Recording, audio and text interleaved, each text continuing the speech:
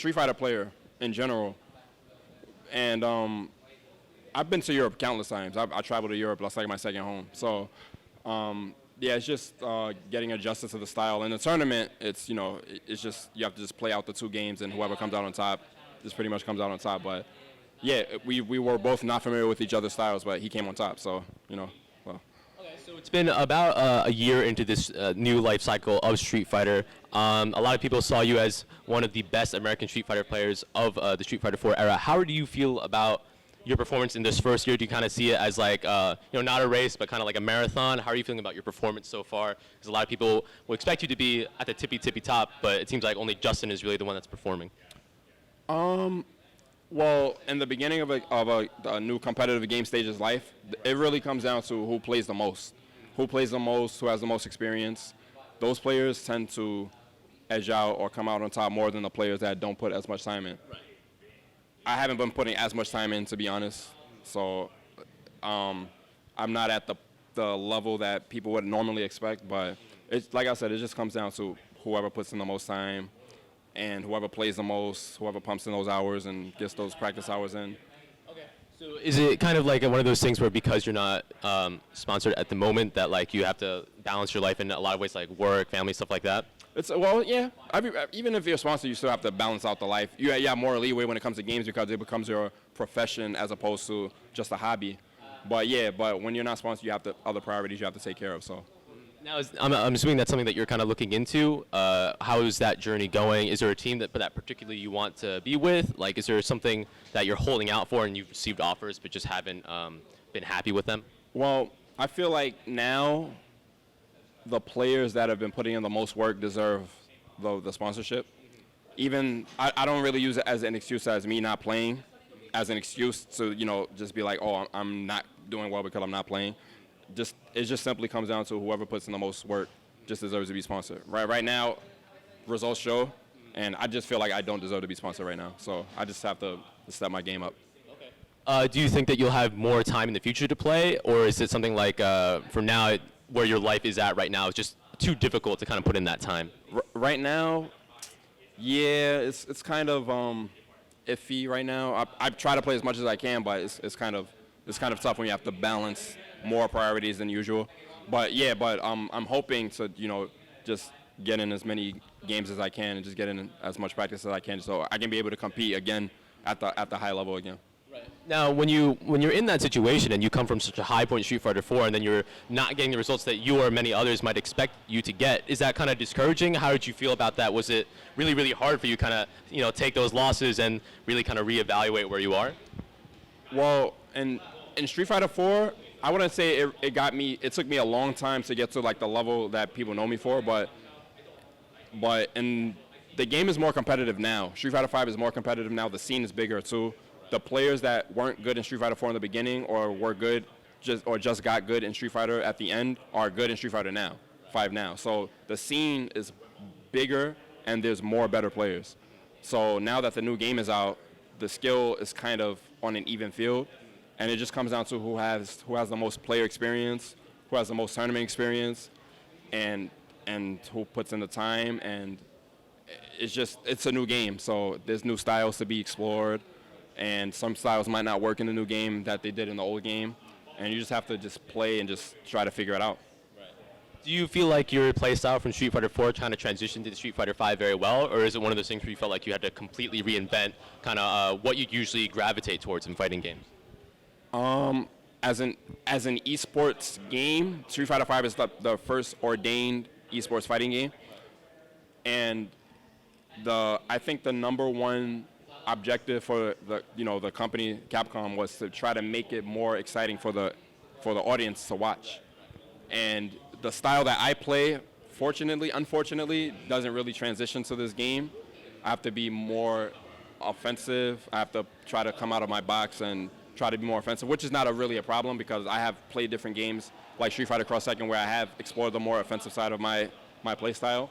But yeah, this game just favors like the flat-out offensive style. Right. So someone that's come from a defensive background like me, or like another player like Bonchan, he's been playing Sagat for like the last 7 years in Street Fighter 4. that defensive skill set didn't transfer over to Street Fighter V. So he has to like kind of start from scratch and try to rebuild that play style over again. Would you say for you it's like not a case of like it's not that you don't like Street Fighter V, it's just different, or do you have more of like a preference in some ways? I actually like Street Fighter V a lot. It's a clean game. Well, like it's clean looking. I'm not really gonna comment on the technical aspects of the game, but I like the game. It's really competitive, and I mean, the future is bright for the game. So it's a good time to be a Street Fighter player. So speaking for the future of Street Fighter, we have the Capcom Cup, we have the Capcom Pro Tour, and we're almost at the end of the year. How do you feel? What changes do you think after its first year? What changes do you think should be implemented? Let's say in game. Well, a big issue is the inherent lag in the game. Like there were 8 frames, the infamous 8 frames that everyone's commenting on, and they actually reduced it to 6.5. Yeah, with the latest patch. So but Ultra Street Fighter 5 only had 5 frames of input lag. So people just wanted to like decrease down to that 5. There's no reason to have this extra input lag. Every frame in a fighting game counts. It's pretty much everything. Frames are everything in fighting games. So the lag, I would say, other than that, anything Capcom has done with the game mechanical-wise or like balance-wise is intended. Like every character has, or almost every character has like a fast dash. So it kind of catches the opponent off guard. In Street Fighter V, you could kind of react to like the dash-ins and stuff like that. But in this game, the dashes are really fast, almost like Third Strike. Some characters have like really fast dashes in Third Strike. And I just think that it's just a new play style that Capcom wants people to embrace and just try to, deal with that sort of gameplay rather than being reactive and things like that. Okay. Are there any changes that you'd like to see outside the game, maybe to the Pro Tour itself or the way the tournaments are structured? I mean, it's the first year for the game. I guess I can just say that I will want more prize money for the game. Right. Counter-Strike Go is here, and it's like blowing up. It's like really blowing up. So just more prize money will make things more interesting. And I say maybe the player base. I think Capcom is just working on a way to get the general player base more involved in the game and just try to attract more players to get to that eSports level as the other games. So I just looking forward to that future of the game. Okay, all right. Do you feel like there are any other games that you're interested in? I know there are a lot of other new games that are not only came out, but also going to come out, Injustice 2, Blaze Blue, things like that. What are you interested in, or is your sole focus going to be Street Fighter moving forward? Well, right now, I also play King of Fighters. Been practicing that game a lot. I've also been started playing Guilty Gear. Guilty Gear is kind of a difficult thing because it's a Japanese game, and those type of games really cater to like the Japanese scene. It's something like an arcade game, and they usually get like the updates and stuff, like the arcade updates first. But I think that company Access is starting to include the world when it comes to like updates. Another game that I'm looking forward to is Injustice 2. It's going to be another really big game on the level of Street Fighter V, maybe bigger. Who knows? But yeah, those games, King of Fighters and Guilty Gear, I'm practicing along with Street Fighter V right now. Okay. Do you feel like when you practice these other games, does it actually help you in your game in Street Fighter V because you're kind of learning new mechanics or things like that, or do you feel like maybe it distracts you, or maybe it just makes you look at the game of Street Fighter V in a different way because you play these other games? I think fighting game skills transfer from game to game. So the more you have experience in another fighting game, the skill transfers over. Not obviously, but like that experience and that skill, like that technical skill, does transfer over to different fighting games. Justin Wong, for instance, been playing fighting games for a long time, and it's showing right now for Street Fighter V skill. He's not just winning because the game is new and everyone just doesn't know how to play. He's winning because he's good in multiple fighting games, and he just has that natural talent when it comes to the beginning stage of a game's life. So yeah, I feel that skills from different fighting games do transfer over to Street Fighter V. All right, that's great to hear. So, going back a little bit when you were in Street Fighter 4, I remember I read this article on Broken Tier back then. When you went to Japan, I remember you described it. When you went there and you just played all those guys, you kind of realized like maybe I'm not that great of a player because you're just hitting so many great players. Kind of like that, you realize you're in a much bigger ocean than just the pond. Do you feel like so many years later we've kind of closed that gap? And do you feel like we're going to eventually overcome the gap, or do you think there's always going to be a slight advantage for the Japanese? Number one, I think they just naturally had an advantage in Street Fighter 4 because they had the game like a whole year before everyone else. So when it comes to catching up in Street Fighter 4, we're always behind. They come out with the new tech, and we have to play catch up all the time. And this time, Street Fighter 5, they came out on a global scale at the same time. So we all started on a clean slate. Now it just comes down to which region puts in the most work. And I wouldn't really put USA in a one spectrum group. I would just divide the regions. Like Japan, it's such a small country compared to USA, and like you can't really compare Japan to USA. USA is so big, so you would just really have to focus on the region that you play in, and just try to, you know, build up that scene, and then compare that region to Japan, or compare like East Coast to Japan, or West Coast to Japan, or South to Japan. USA as a whole is just too big. We can't play each other every day. We can't communicate with each other every day. You know. But the online has really helped for Street Fighter 5. I say with the lag, with a little lag that's included in the game, it helps to practice the game on a more professional level. So that's helped a lot with the game. But yeah, it just comes down to which region puts in the most work.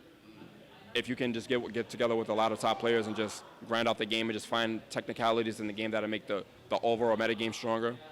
And that to me, that pretty much is what matters the most. That's what Japan stands out from the rest of the world. They just get together with a bunch of top players and just grind a game out and just find like the technical meta and just advance on that aspect of the game.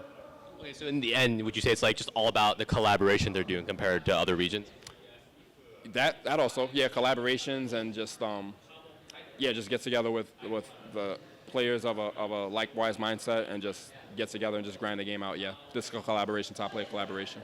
That's very well said. Now, you did bring up East Coast, and you guys have been kind of like making headlines recently at EVO. Your boy Li Joe, he made top 8. What did that mean to you to see him make that top 8 on the biggest stage that Street Fighter's ever seen? Did it make you like more motivated, things like that? Walk me through what it must be like to have such a dear friend in that kind of situation. Joe, he's a special case. In Street Fighter 4, he was good initially, but he didn't really get that shine that he did in Street Fighter 4. But I'm really happy for him now because he finally got that top 8 that everyone wants, top 8. And out of all the East Coast players that have already gotten top 8, he finally got one. Out of the ones that people are expecting with that high caliber name. So I'm really happy for Long Island Joe. And EVO is such a random tournament when it comes to brackets. So even whether you got the lucky draw or whether, it's EVO. It's just like ESL. I'm already out of ESL. So it's just comes down to in the beginning stage of a game. I think the characters, not necessarily the characters that you pick, but like that day one strategy, not like day one, but like that early strategy, that early metagame is so important because it can get you a lot of wins in the beginning of a game's life. Down the road, you'll have to start like developing the strategy, the overall strategy, but like that early game strategy is so important. It's so important in a fighting game. And Li Joe, he picked a good character with that, Nash, and it just worked out for him and he got top 8. And he beat Kazunoko to get top 8 too. So it wasn't just like a clean slate to get top 8. So I was really happy for him. Really happy for him. Yeah, we were really happy for him too, just seeing another East Coast guy. Now, also, we're at the Barclays Center, man, in Brooklyn, and I know you're from New York. How does it feel for you? Like, did you ever think, you're just playing Street Fighter, that you're going to be competing at the Barclays Center? How does it feel to be on this kind of arena? So, the one thing I thought about when a tournament as big as this at Barclays is like, finally, a tournament in New York City, I can just go home, come back, go home, come back. I don't have to travel out of state. This is the first major tournament of this scale where players from New York can just go home and come back. So I was really like, damn, like this is like so surreal. Every time we have to like go out of state or go across the pond or whatever, and we feel like outsiders. So not really outsiders, but like foreigners, so to speak. But now it's just like everyone's here in New York City. So finally, it's like a lot of top players first time in New York City. A lot of the Japanese players, some Korean players, Chinese players. New York City has never really had a reason or a scene or a backing to have a tournament of this caliber in the city. It's always been like in New Jersey or like Philadelphia or upstate or whatever. But in New York City, it's really, really good to have a tournament of this caliber in New York City, and I hope that there's a lot more in the future for New York City. Right, you're a world warrior, man. You've traveled all over the world to different tournaments and things like that. And there are some people in the community, for whatever reason, they're kind of like, a little bit anxious about certain esports event. ESL, obviously, one of the largest esports companies in the world. How do you feel about them stepping into the scene? How does this tournament compare to, say, all the other grassroots tournaments that you've attended? Is it better? Is it worse? What do you think about the entire thing? The one thing I noticed when I walked in the room was that, yeah, it's ESL that's orchestrating the whole event, but ESL is working with a lot of the organizers from the region and a lot of the players from the region to put this together. You can't just come into a scene and think because you have a lot of money that you're just going to run things. People in an organization without the tournament running experience don't know how to run a tournament. Right. So the first thing I noticed when I walked in the room were familiar faces people I grew up with, just running brackets, people that have been running local tournaments, just running brackets, running the whole brackets, just setting the whole area up.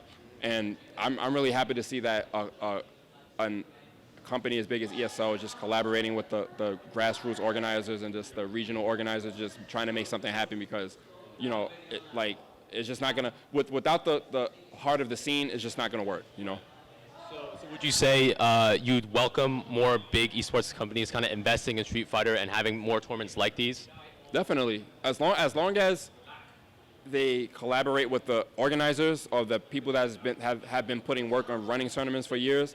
I have no problem with any organization coming in and trying to put more money in the scene and trying to promote the scene, trying to make Street Fighter V more esports than what it is. That's what the objective is, Street Fighter V to become on that platform, on that level. So yeah, I'm all for it.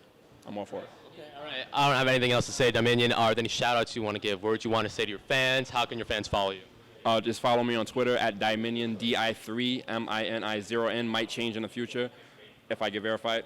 Shout outs to all my fans just for supporting me, and shout outs to the fighting game scene in general. It's going to get bigger, it's going to get better. Just keep supporting your game and just keep fighting. All right, guys, there you have it. Thank you so much for watching. Stay tuned to esportsheaven.com for more coverage of ESL One New York 2016. We'll see you guys.